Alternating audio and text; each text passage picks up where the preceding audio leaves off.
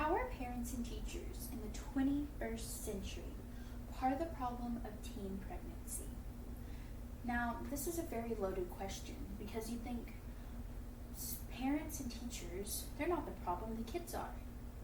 That's not necessarily true. Today, my purpose is to persuade you why schools should provide condoms in high schools.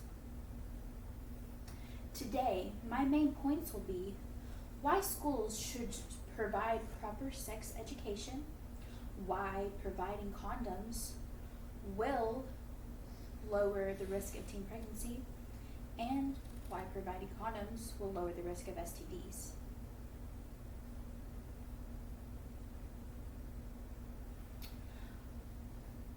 First, we will discuss why providing condoms would also be providing sex education. According to scholastic.org, only 8 out of 50 states have proper sex education classes.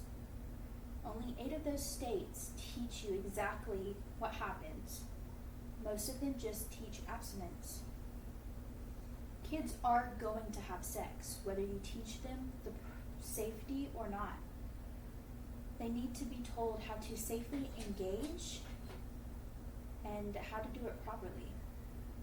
Teaching only abstinence is not the answer.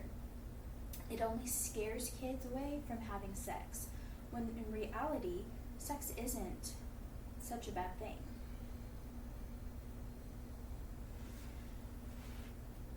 This picture above shows the different things and how only, as you can see, only in a few states is sex education mandatory, and how that needs to be changed. Having condoms in schools could lead to the proper sex education that students are needing.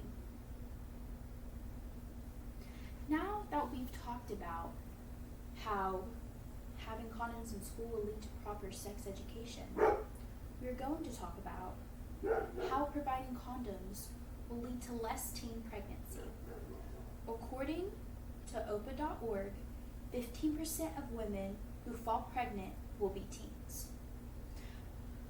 People always say providing condoms will encourage kids to have sex, but in reality, providing condoms will encourage kids to have safe sex. It's so important for a teen to not get pregnant, especially in the time we live in now, where women don't even have the right to their bodily autonomy. This is a picture of just how devastating it could be to get pregnant as a teen. And as you can see from this chart, the United States is at the top of the chart for most teen pregnancies. What are we doing as parents and teachers that we are that high on this chart?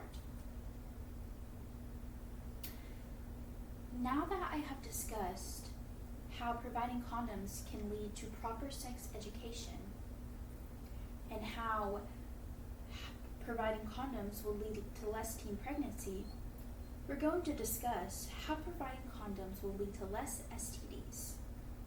Did you know there are 20 types of STDs that a teen can contract if they're having unprotected sex? 25% of teens will contract an STD in their life.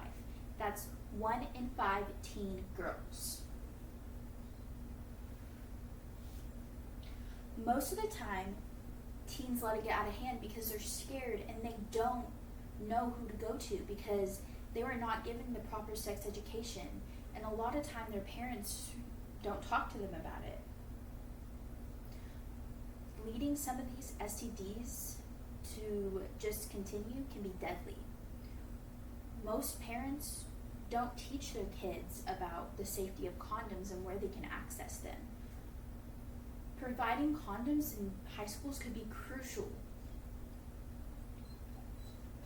This shows that there was how many STDs cases were in the States in 2018, and some of the most common: chlamydia, gonorrhea, syphilis, congenital syphilis, primary and secondary syphilis. These are just a few. Providing condoms in schools is not going to be all bad. You can provide a safe and nurturing environment for your high schoolers and explain to them how, no, they shouldn't be having sex, but if they do, they should have it protected. Now that we have discussed our 3 main points, why providing condoms will lead to proper sexual education in schools, why providing condoms will lead to less teen pregnancies, and why providing condoms will lead to less teen STDs, you can see how crucial it is to provide condoms to young teens. They should have access to them without being ashamed. Schools providing condoms is something we can do as students and teachers to protect our kids from the dangers of unprotected sex. What would you do? Thank you.